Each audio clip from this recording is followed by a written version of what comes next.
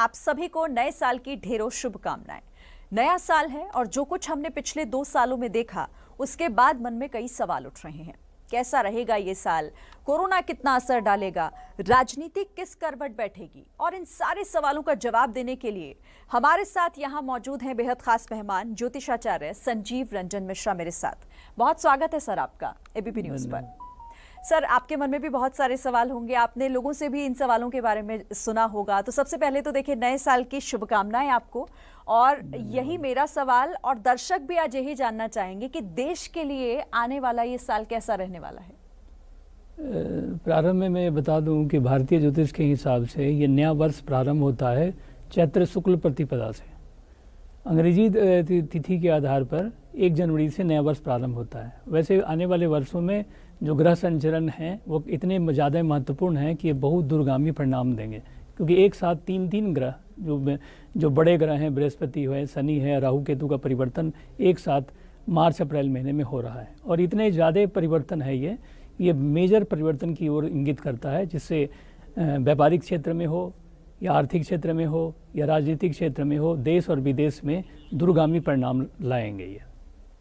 अच्छा, अब अगला सवाल मेरा सर, इस सवाल से आप भी बहुत बार रूबरू हुए होंगे, आपने भी लोगों के मन से सुने होंगे, यानी कि कोरोना से जुड़ा हुआ सवाल है। कोरोना जिस विस्फोट की होने की हम बात कर रहे हैं, डॉक्टर्स लगातार बताते हैं, तो आपको क्या लग रहा है कोरोना की स्थिति इस साल में क्या रहने वाली है?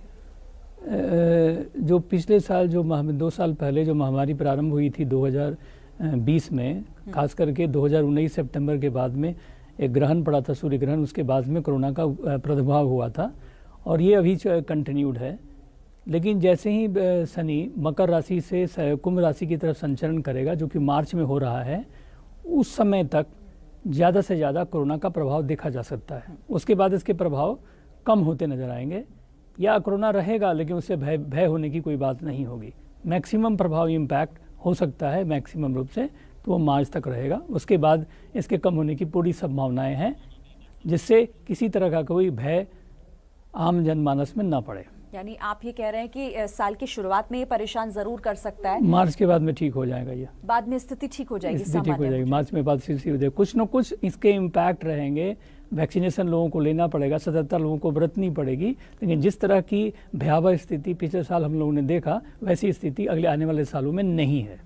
ये सवाल मैं इसलिए भी पूछ रही थी क्योंकि ओमिक्रॉन का खतरा डॉक्टर्स एक्सपर्ट्स लगातार बता रहे हैं कि बहुत ज्यादा ये नए वेरिएंट का जो खतरा है अधिक से अधिक हम लोग फरवरी तक महसूस कर सकते हैं। मार्च से इसके इम्पैक्ट में निश्चित रूप से कमी हो जाएगी। अच्छा, क्या मैं ये पूछ सकती हूँ आपसे, मतलब आपको लगता है कि अब खत्म होने की कगार पर है कोरोना, या कब खत्म होगा? फरवरी के बाद से खत्म होने की कगार पर है। खत्म कभी नहीं होगा, ये रहेगा हमेशा, लेकिन उसके आपके जैसे कि भय जो है या जो त्रासदी जो लोगों ने झेला या डेथ रेट जो बढ़े या लोगों की परेशानियां जो बढ़ी, वो कम हो जाएंगे, वो निश्चित रूप से कम हो जाएंगे। चलिए, कम से कम कोरोना को लेकर हम ये कह सकते हैं कि राहत हमें अगला साल जो है निश्चित रूप से राहत के लिए होगा। ठीक है। अच्छा संजीव जी, अब मैं क्योंकि राजनीतिक लिहाज से भी ये साल बहुत महत्वपूर्ण रहने जा रहा है, कई राज्यों में चुनाव भी होने वाले हैं, तो उसके बारे में आप क्या कहेंगे? राजनीति को सोचकर आपको क्या लग रहा है, कैसा रहेगा ये? देखिए, एक महत्वपूर्ण बात क्या है कि जब कभी भी शनि मकर राशि से संचरण करता है, तब तक विशेष राजनीतिक परिवर्तन होते हैं। पिछले 2 सालों से शनि जो है वो मकर राशि से संचरण कर रहा है, और मकर के बाद भी अप्रैल महीने में ये कुंभ राशि से संचरण करेगा, लेकिन 2 महीने के बाद में पुनः इसका मकर में वापस वक्री होकर के संचरण करने लगेगा। तो शनि मोटे मोटे तौर पर पूरे वर्ष में मकर राशि को प्रभावित कर रहा है। तो मकर राशि में शनि का संचरण हमेशा विशेष राजनीतिक परिवर्तन देता है। तो बहुत से राजनीतिक घटनाएं घटेंगी, अचानक घटनाएं घटेंगी। बहुत से राज्यों में राजनीतिक परिवर्तन होने की संभावनाएं हैं। कुछ राज्यों में जो वर्तमान सरकारें हैं उनमें परिवर्तन का योग बन सकता है, और कुछ नए नेता का प्रादुर्भाव होगा या पुराने नेता के वर्चस्व में कमी आएगी। यानी परिवर्तन मेजर परिवर्तन का इंडिकेशन है। और इसको हम अगर ब्रॉडर रूप में और कहें तो पूरे विश्व के संदर्भ में बहुत मेजर घटनाओं वाला वर्ष होगा आपका 2022 और 23 का। अच्छा, क्योंकि मैंने आपसे पहले भी जिक्र किया कि चुनाव भी हैं कई राज्यों में, तो उस लिहाज से आप क्या बताएंगे, मतलब चुनावों के लिहाज से कैसा रहने वाला है? चुनाव के बारे में एग्जैक्ट रूप में भविष्यवाणी करना, जिस समय चुनाव का डेट निर्धारित होगा उस समय करना संभव होता है। वैसे मोटे मोटे तौर पर यह कहा जा सकता है कुछ राज्यों में सरकारें परिवर्तित होंगी। यानी आप परिवर्तन की भी बात कह रहे हैं और ये भी कह रहे हैं कि कुछ बड़ा कुछ देखने को मिल सकता कुछ है, बड़ा देखने राजनीतिक को लिहाज मिलता है। से। कुछ बड़े नेताओं का वर्चस्व कम होगा और कुछ नए नेताओं का वर्चस्व आगे बढ़ेगा। कुछ नए लीडरशिप नए आने की संभावनाएं रहेंगी। ठीक है, चलिए, तो राजनीति की बात हो गई। अब एक और महत्वपूर्ण सवाल मैं कर लेती हूँ और जो देश की इकोनॉमी से जुड़ा हुआ है। ये सवाल इसलिए महत्वपूर्ण हो जाता है, अभी आरबीआई ने हाल ही में कहा कि कोरोना का नया वेरिएंट जो है वो इकोनॉमी पर भी बहुत बड़ा असर डाल सकता है। तो इसको लेकर कैसा रहेगा ये साल? सबसे महत्वपूर्ण ये है कि पिछले 2 सालों से शनि का जो संचरण मकर राशि में हो रहा है, जब कभी भी शनि का संचरण मकर राशि में हुआ है, आर्थिक रूप से कुछ न कुछ मेजर परिवर्तन हुए हैं। और शनि का मकर संचरण होना, केतु का राशि परिवर्तन होना, प्लूटो का मकर में शनि के साथ होना, ये सारी चीज़ बड़े बड़े ज्योतिष के दिशा से बड़े योग हैं और जो मेजर आर्थिक परेशानी को इंडिकेट करते हैं।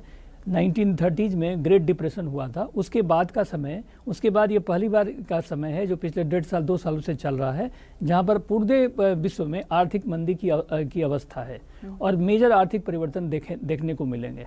भारत के संदर्भ में भी आर्थिक परेशानियां रहेंगी, लेकिन धीरे धीरे करके भारत की स्थिति में सुधार होगा, क्योंकि शनि जो मकर राशि में कुंभ राशि में संचरण कर रहा है, वो भारत के स्वतंत्रता के समय जो कुंडली बनी थी उसका भाग्य भाव है या कर्म भाव है। इसमें शनि का संचरण अपने घर से होना बेहतर है, तो भारत की स्थिति सुधार होगी। उतनी आर्थिक परेशानियां भारत के संदर्भ में नहीं दिखती हैं। धीरे धीरे करके इसकी स्थिति में सुधार होगा। विशेष परिवर्तन, विशेष सुधार की अवस्था 2022 के अप्रैल महीने के बाद है, लेकिन परेशानियां बनी रहेंगी। कुछ सेक्टर बहुत ज़्यादा प्रभावित होंगे और उनसे कुछ सेक्टर ज़्यादा प्रभावित होंगे और कुछ सेक्टर में विशेष प्रगति हो सकती है। एक सबसे महत्वपूर्ण चीज़ वो ये है कि आपका शेयर मार्केट में काफ़ी उतार चढ़ाव की अवस्था रहेगी, जो पिछले नवंबर से चल रहा है, आने वाले मार्च तक ये काफ़ी उतार चढ़ाव की अवस्था रहेगी। काफ़ी इरेटिक मूवमेंट आपको देखने को मिलेगा शेयर मार्केट में, कैपिटल मार्केट में। और अगर मैं कहूँ, मतलब आपने कहा कि सुधार होगा लेकिन बहुत धीमी गति से, तो मतलब महंगाई जो है अभी वो बनी रहेगी? महंगाई आपको बनी रहेगी, लेकिन डेवलपमेंट भी आपको होना है। अप्रैल के बाद में भारत की स्थिति पहले की तुलना में बेहतर जरूर होगी। ठीक है, और कुछ सेक्टर्स की भी आप बात कर रहे थे कि बहुत ज़्यादा प्रभावित हो सकते हैं, जिसमें ट्रांसपोर्टेशन सेक्टर है वो ज़्यादा प्रभावित होगा। स्टील सेक्टर में भी थोड़ा गिरावट रहेगी, फिर बाद में इसकी स्थिति में सुधार होगा। गारमेंट सेक्टर वर्ष के प्रारंभ में बहुत अच्छी स्थिति में नहीं रहेगा, लेकिन बाद की अवस्था में इसकी स्थिति अच्छी रहेगी, क्योंकि शनि जो है लेबर फोर्स को इंडिकेट करता है, तो बहुत जगह जगह पर कुछ लेबर अनरेस्ट देखने को मिल सकते हैं। एग्रीकल्चर सेक्टर में स्थिति बहुत अच्छी रहेगी, एग्रीकल्चर में ज़्यादा इम्प्रूवमेंट का इंडिकेशन है, जो आने वाले वर्षों में मार्च के बाद देखने को मिलेंगे। ठीक है, अच्छा, आप कुछ और चुनौतियों की भी बात कर लेते हैं। आपको क्या लग रहा है, किस तरह की कोई प्राकृतिक आपदाएं या फिर चुनौतियां देश को परेशान कर सकती हैं इससे? ये महत्वपूर्ण चीज़ क्या है कि मार्च महीने में शनि का राशि परिवर्तन है, मार्च महीने में ही बृहस्पति का राशि परिवर्तन है, और उसी के आसपास आपका राहु और केतु भी संचरण राशि परिवर्तन कर रहे हैं। ये 4 मेजर ग्रह का राशि परिवर्तन होना किसी मेजर इवेंट्स को डिनोट करता है। मेजर इवेंट्स का मतलब अर्थक्वेक की संभावनाएं बनाता है, कोई नेचुरल कैलेमिटी हो जाए, वल्केनो का इरेप्शंस हो जाए, या फिर जैसे कि आपको तूफान, इस तरह की स्थितियां इंडिकेट करें। और इसी साथ साथ में अप्रैल महीने में 2 ग्रहण लगेंगे, जो मेष राशि में और तुला राशि में पड़ेंगे, अगले साल में पड़ेंगे। तो इसमें मेष राशि में ग्रहण का पड़ना नेचुरल जोडियाक के फर्स्ट साइन को इंडिकेट करता है, तो ये काफ़ी बड़े परिवर्तन की ओर दे रहा है। तो कुछ न कुछ प्राकृतिक रूप से कुछ न कुछ घटनाएं घटने की संभावनाएं रहेंगी। खास करके आपको दुर्घटना, रेल एरोप्लेन दुर्घटनाएं भी देखने को मिल सकती हैं। विशेष परेशानी की बात नहीं है, लेकिन कुछ परेशानियां जरूर रहेंगी। कुछ नेचुरल कैलेमिटी का योग अगले साल बनेगा। ठीक है, अच्छा संजीव जी, पे अब मैं चाहती हूँ कि आप देश से कुछ कहना चाहते हैं, कुछ खास ख्याल लोगों को रखना होगा, किसी बात की तरफ ध्यान ज़्यादा अगर आप आकर्षित करना चाहते हैं? देखिए, शनि का संचरण मकर राशि में और कुंभ राशि में हो रहा है। शनि को कहा जाता है वो कर्म प्रधान ग्रह है। तो जो भी व्यक्ति अपने अनुशासन के आधार पर कर्म में लगे रहेंगे, उनके लिए साल कभी भी खराब नहीं हो सकता। यदि व्यक्ति अनुशासन को छोड़कर विपरीत दिशा में प्रवृत्ति रखेंगे, तो उनके लिए विशेष परेशानियां का योग हो सकता है। ठीक है, एक चीज़ और भी ध्यान में रखने की बात यह है कि दो राशि के लोग थोड़े ज़्यादा सतर्क रहें। एक मिथुन के लिए और दूसरी जो है जैसे कि आपको वृश्चिक के लिए, ये 2 राशि के लोगों को ज़्यादा सतर्क रहने की आवश्यकताएं हैं। यानी कि आप कह रहे हैं कि मिला जुला असर इस साल में होगा। कई हम संभावनाओं को भी देख रहे हैं, तो चुनौतियों से भी हम मुंह नहीं फेर पाएंगे। प्रगति की अवस्था रहेगी। मार्च के बाद से प्रगति होगी, चेंज के साथ परिवर्तन होगा। कोई भी चेंज, बड़ा चेंज होता है तो कुछ ना कुछ शुरुआती दौर में कुछ ना कुछ डिफिकल्टी क्रिएट करता है।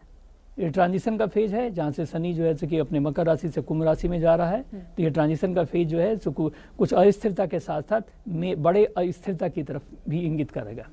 ठीक है, बहुत बहुत धन्यवाद आपका संजीव जी हमारे धन्यवाद। साथ यहाँ पर आने के लिए और हमारे दर्शकों को नए साल में क्या कुछ हो सकता है, क्या संभावनाएं या फिर चुनौतियां, इन तमाम चीज़ों के बारे में बताने के लिए शुक्रिया धन्यवाद। आपका।